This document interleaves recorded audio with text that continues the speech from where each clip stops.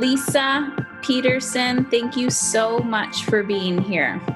Thank you, Heather. Yes. So I'm going to read Leisa's bio, and then I'm going to talk about why I wanted to interview her for the Sustainable Motherhood series, because I think, the more conversations we have about this, the more consciousness we can create, and that's how we create change in our lives. So Leisa Peterson is a life coach who helps people get out of their own way, yes, when it comes to money, so that they can create a life filled with joy, love, and abundance.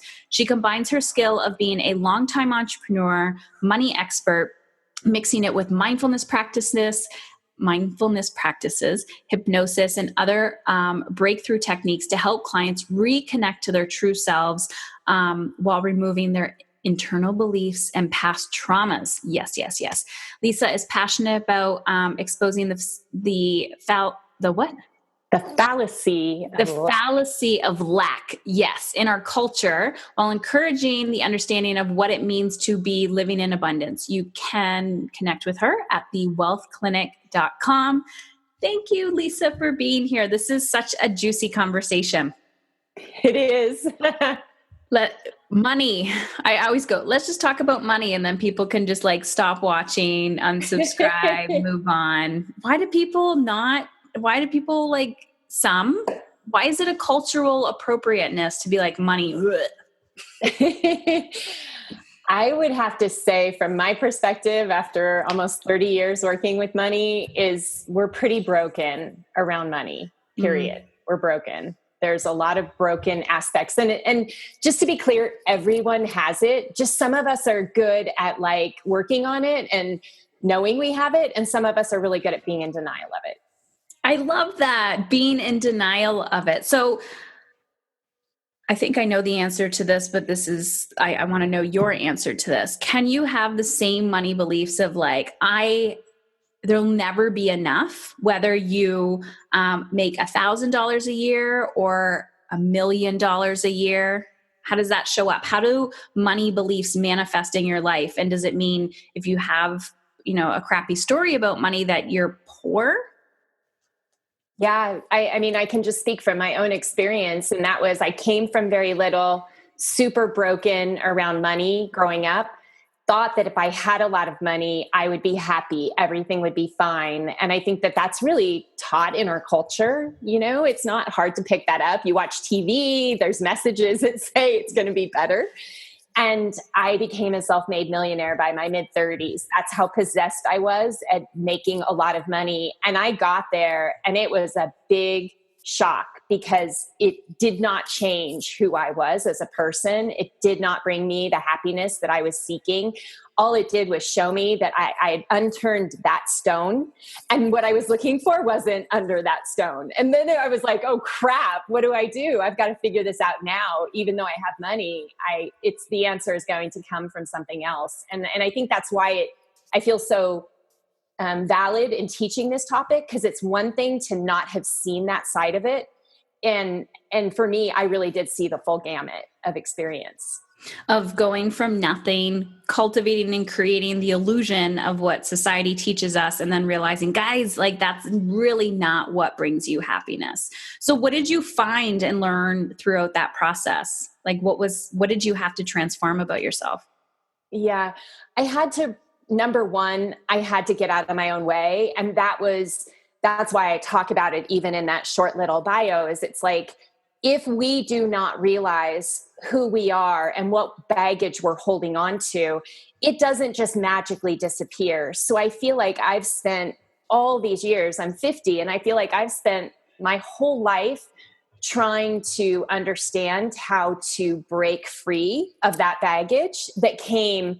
The research even says that our money personality is formed by the age of 7. Wow. And then we just keep reliving what we've already decided with that. And before we're 7, we're not logically deciding how to work with money, but all the beliefs that we hold about money are very, very early childhood experiences that we've equated with money. And so I realized that I had to break free of that. I also had to understand what was on the other side. I had to be able to create the life that I really want to be living and know what that looks like and what does work and what doesn't work. And I feel like I've just been one giant experiment throughout my life, trying things and seeing things that don't work and that do. And then I teach people why those things that don't work. Don't be the guinea pig. Be the guinea pig. Yeah. I'm always like, let me just, I'll go through the emotional trauma and be ripped through the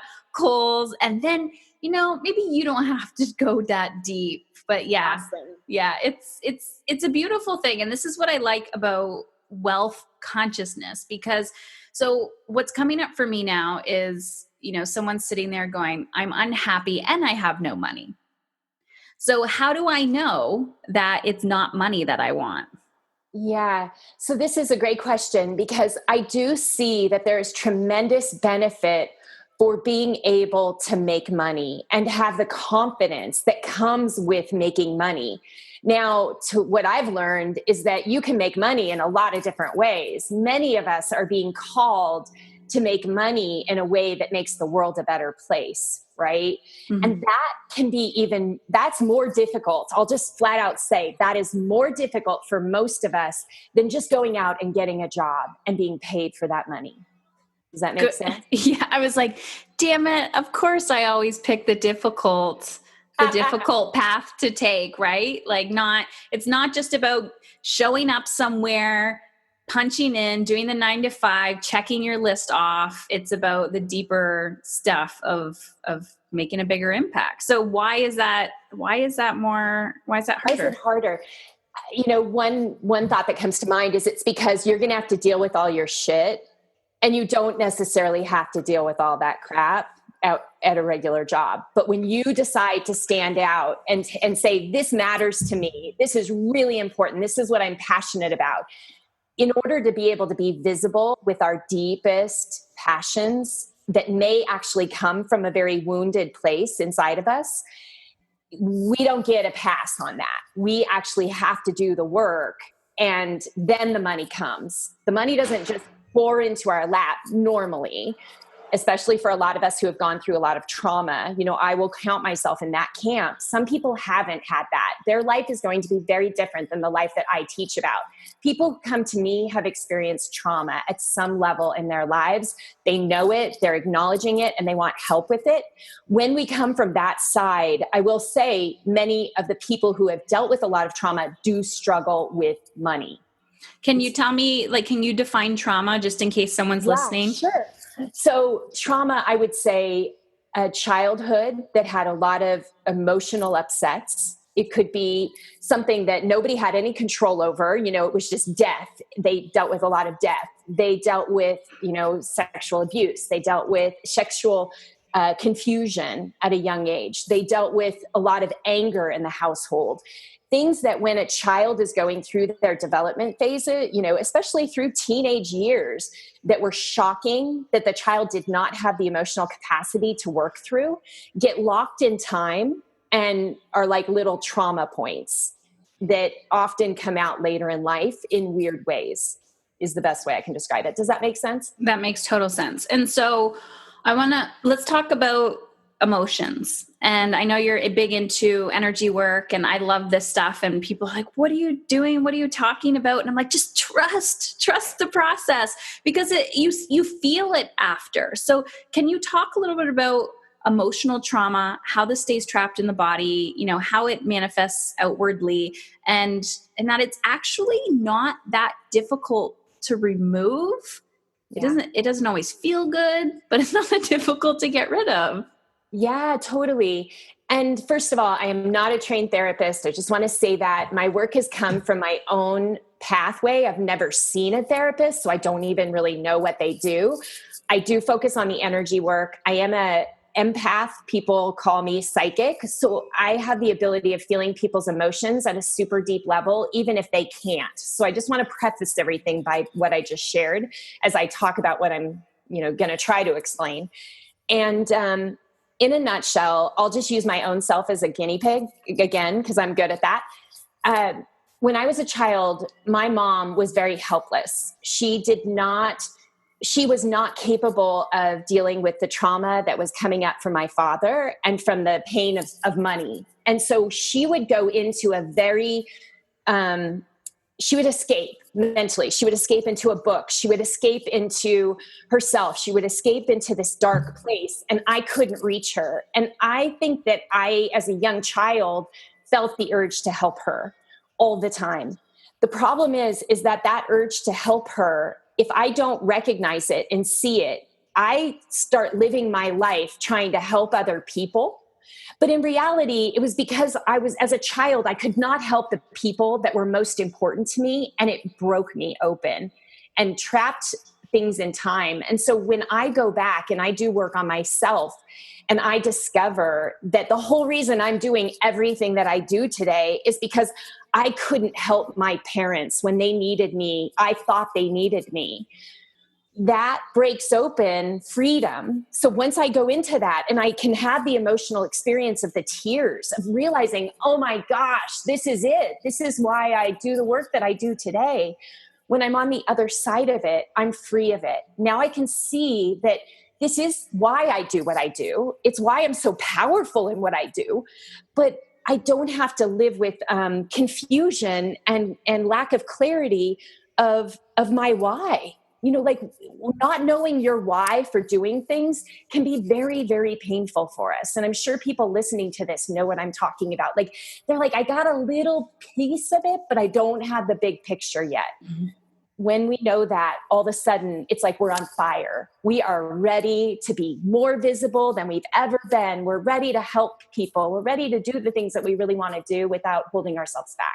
Does that help answer your question? Yeah, I really I get it. I love this conversation. And I like what you say about knowing your why, right? So can you maybe give an example of your why statement or an example of a why statement? So again, if someone's listening and they're like, because I hear this all the time. I'm like, why are you here? Why do you want to create this? Why do you want to change? And they're like, I don't know. I just want to feel better. It's like, you got to have that good why that when you wake up in the morning and you're like, oh, today's a molasses day, what's going to allow you to push through? So just an example would be great. Yeah. And it helps to know too, that we all come from different places. I like to use different diagnostic tools, but I know that I am very grounded at the root level. So I talk about chakras. I'm very grounded about security and money. I'm good with money. And so I've always been this way. I think I came into birth, like knowing that you could balance your checkbook. Like, I don't know how I know how much I know because my parents didn't. So from a young age, my goal was to make sure everybody was taken care of financially and was safe. That's like all I cared about. So the reason my why is that I was so broken as a child, not being able to help my family, that my why is I couldn't help my family when I was a child, but there is no freaking way as an adult that I'm not helping thousands of people clear the things around money that I'm doing now. So there's my why. I couldn't do it as a child, but I sure as heck can do it now. So what do you do with, so the woman's watching and she's going, okay, I know my why. I have a mission. I'm putting myself out there in any aspect of her being, right? When you're in this online world, it's like everybody's coaches, and it's not like that. Your mission could be anything. And you're like, oh, why does this feel so hard? Why am I always butting up against this, or I'm having a panic attack because I'm trying to get outside my comfort zone? What's happening in that moment? For each person, it's different. This is the work that I do, and I'm just tuning in for a second. What I would say is it is a blind spot. It is something that it's so close to their face that they can't see it. This is part of the reason I think coaching and mentoring is so powerful, is there will be times that no one, that you are not the one who is going to be able to see it, because it's the whole entire way that you think. It's predicated by these series of beliefs. So all it takes most of the time is one belief to be brought out and shown to people. Like, did you know that this is the belief? And typically when we find those beliefs, tears just start coming because we're like, oh crap. Like we could see our whole life flash before us, but it's going to be very hard for us to notice the belief on our own.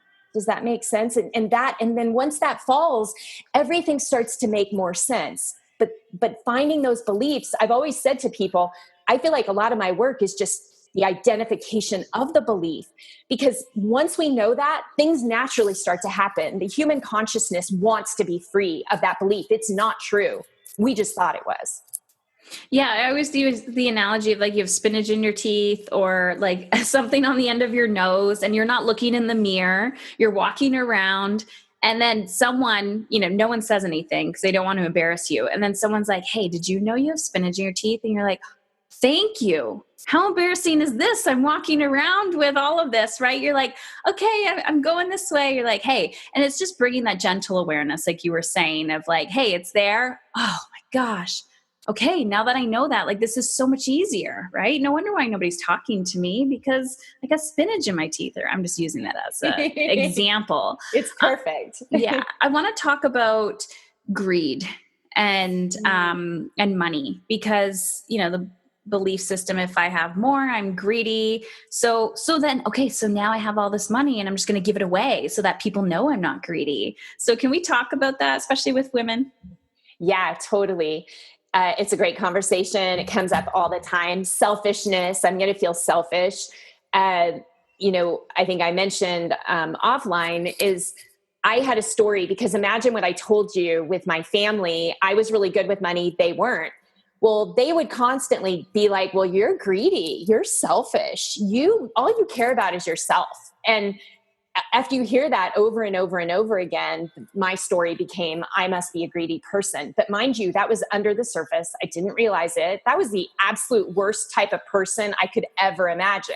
So if we have trouble with people who are rich, then I promise you have a shadow around greed in some capacity, like that, this idea. So the best way to know if you have a belief that we're talking about here is pay attention to how you feel about wealthy people or certain types of wealthy people.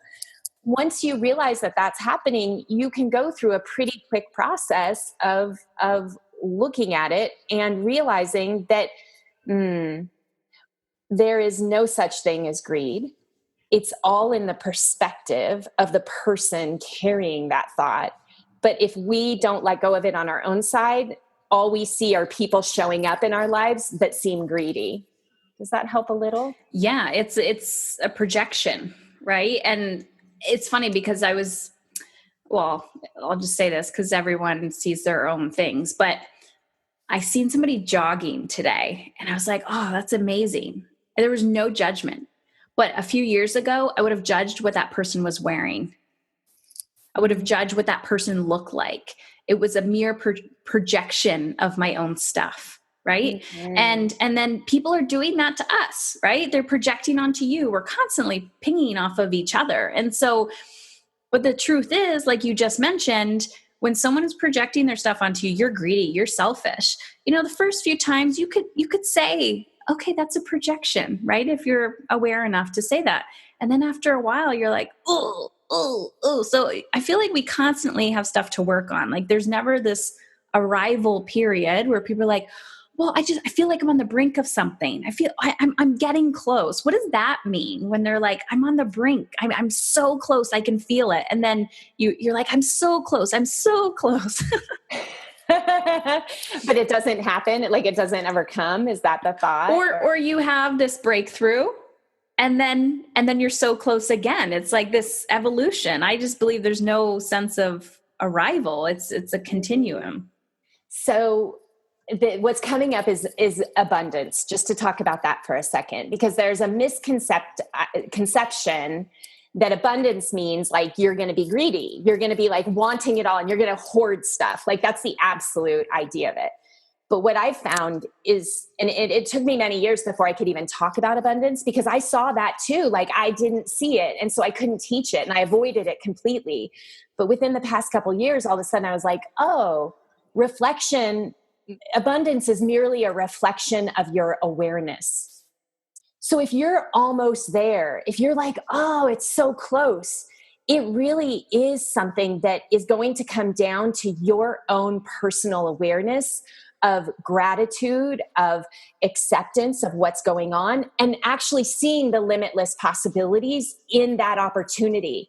But if you're looking for any sign of doubt or insecurity or lack, those are so strong in our culture, they can easily come in and bump out the concept of abundance.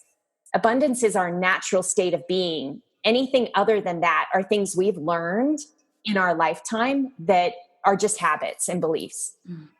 Yeah. And then you're not pushing so much. You're not going, oh, I just need to burn myself out this month, and then next month I'll be fine. Yes. No, the next 3 months you'll be in recovery. Right. Totally. That feast or famine is very much coming from a fear place. Abundance is coming from a place of love. So if you're constantly looking at creating states of love in your mind, of awareness, of gratitude, of forgiveness, you're going to have a lot easier time celebrating whatever is ready to be celebrated in the moment, which is going to keep you on the path of things working out. And even for my business, like, it has not been easy. I had always been so successful working through other people's systems. And 3.5 years ago, I left, I started this company, and it has been the exact opposite of those experiences. That's why I can say what a struggle it can be when we're following our passion, because I have to look at that every day. But then when I step back, I'm like, even though it's not happening the way I thought, I've doubled my revenue every year. I've doubled my profits every year. I'm growing. I'm supporting my family with my company. It's nothing like what I was making in my other financial advising sorts of jobs, but it's solid and it's growing. And I'm like, I need to celebrate that, like, that's an accomplishment. Whereas I could also, on the flip side, beat myself up to no end that I could be making so much more money doing something else that wasn't in line with my heart. And I have to watch that. Yeah, because if we're doing it for the money and not the heart, one, you're paying way more money to like fill the void in your heart, right? You're buying all this stuff. You're probably going to gain weight. Your relationships are going to suffer, all of this. And so you're like, well, it doesn't really matter to have this money, but you can, and you can realign, right? But I love this conversation because what I always talk about is like pulling back the curtains and being real and honest, because there is a lot of bullshit out there where you're like, download this free PDF, and in 6 simple steps, you will know how to become a quadrillionaire. And it will be so easy for you, and blah, blah, blah, right? And I always go, this is easy, this is easy, this is easy. Because the process, the steps that you need to take are truly simple. Like, it's not rocket science, right? Like, anybody, I remember one day I was talking to my friend, we were co-hosting a retreat together. She's like, Heather, you keep showing up. It's going to happen. It will happen for you. Just keep showing up. And I had this internal shift where I was like, okay, just take the pressure off. Like, it was the internal dialogue, right? So my question for you, or conversation I'd like to engage in, is, okay, we're reading, we're doing the Reiki, we're energy, we'll rub dog crap all over ourselves, whatever we need to do to get to where we want to be. At what point do we just go, I am doing enough. This will come.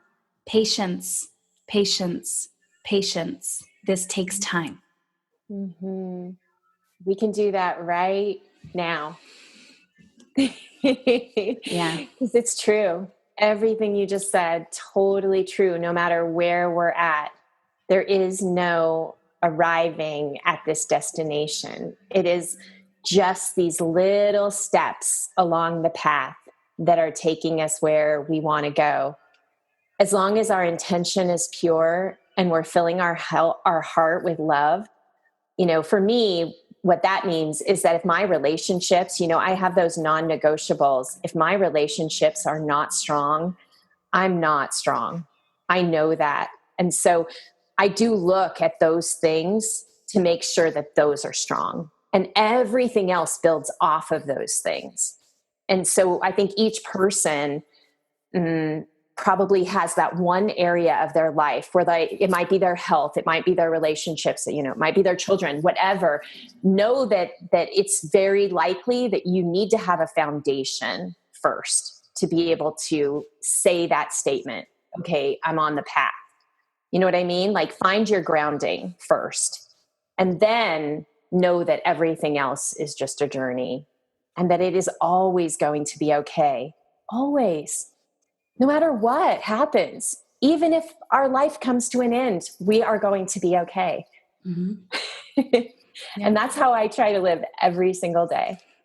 Heck, sometimes I'm like, oh my gosh, you get in your mind, you're like, what if? And you're like, I made it all these years and I'm still here. I can do this. I can, make these lunches. It's okay. Life goes on. But it's the illusion of the mind and the belief systems and all of this fun stuff. So I really like this conversation. And I know that whoever's listening will hear what they need to hear. And some of it may go, I don't know what they're talking about. I don't get it. But because that's how I felt when I started listening to like Abraham Hicks or Byron Katie or something. I'm like, what the heck are they talking about? Now I'm like, yes, it's a language. You learn it, you study it, you practice it, you integrate it, and all the teachers. And then you're just raising your vibes. I want to talk about that woman who is listening. And she's like, I want it so bad, so bad. I just can't get out of my own way. Do you believe, like a simple yes or no, do you believe it's possible to get to where you want to be in your life without asking for help? I don't.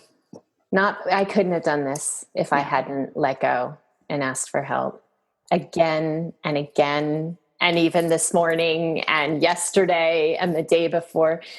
The more I do that, the more I receive. Mm-hmm. Asking for help is very, very powerful, right? And it's changed my life. I love this. So where does she start? I know you offer something on your website, but besides that, where can she start? The thing that comes to me right now is to think about who in your circle of friends, acquaintances, what have you, has been talking this sort of language. Who's having this conversation? Who's wanting? Because we are starved for connection in this economy, in this internet age. Like, we feel connected, but not totally. And there's a lot to be said for looking out and saying, I want to go to someone I trust, I know, and I want to have a conversation about this with them, because they are going to be able to help me start to open my awareness. And I think it's best when it comes from somebody in your life, if it can. If it can't, and you don't know anybody, and I will say that I feel like I get emails from all over the world on a regular basis, and I'm very accessible. It's like, I don't have any walls. I answer all my emails. I am happy to have this conversation. People write letters and long novels to me, and I read everything because I am so engaged in this. So I will say, write to me. Tell me what's on your mind. I'll answer questions. That's just part of why I do what I do. But if you can find someone who's having it in your sphere, go to them and see what comes from that conversation. My guess is you'll be so exhilarated and so excited about learning more. They may tell you one book to read. They may tell you a podcast to listen to. They may tell you one thing, and that's all it takes. Yeah, it's about the breadcrumbs, right? And leaning in, being curious, and action. There's no manifesting without action. Yeah. You don't make a vision board, cross your fingers, go to sleep, think about the $1 million, tack the check to your whatever, and then go, okay, universe, send it to me. Mm-hmm. There's action involved. So true. Thank you. So true. Yes. Leisa, what do you have on your website? What is you have your assessment or something? It looks so neat and awesome that everyone needs to grab it. Yeah. The wealth flower exercise. It's right there at the top of my wealthclinic.com website. and you can download it. It's a series of questions. And the whole reason it came to be wasn't because I was trying to create a freebie, just so you know. It was because I was at a pivotal time in my life where I had started my business, but I knew that things were not where I wanted them to be. And I got really, really honest with myself. And I started writing a list called I want this, I want that. And it was the first time that I had ever done anything like this, because I'm a mom. I am give first and then take later. Like, I did not ever give myself permission to write down the things that I really, really, really wanted. And so when I did that, within 6 months, my whole entire life looked different. Many of the things I had written down came into reality. And I feel like it was the beginning of giving myself permission to live the life that I want to live. And so the exercise is kind of series of questions to invite someone to have that conversation with themselves and begin that work. And I found that people do it over and over and over again, because the first time you do it, may just start to open some doors, windows, or crack the window. And then you go back and you do it again and you're like, oh, this is getting better and better. And that's what I did. I continue to still do them for myself. Okay. We're meant to be. Now I know why we connected. I was like chills from head to toe when you're like, these questions of like, I want. I'm like, oh my gosh. Cause that's exactly what I tell people. I'm like, write your list. I want, I crave, I desire. Some are like, I resonate with this word. This one feels greedy. And I'm like, go there. Right. But I want, and they're like, I've never asked myself that before. And I'm like, then what the fuck have you been doing? So, my child wants, my husband needs, my friend requires, my business, blah, blah, blah. My, boss tells me, and it's like, what do you want? Yeah, I love this. And that just ignites a whole nother conversation and a whole nother spark around listening to your gut. Totally. Yes. Yeah. And our emotions, some of us are very controlled by our gut. Some of us are very controlled by our emotions.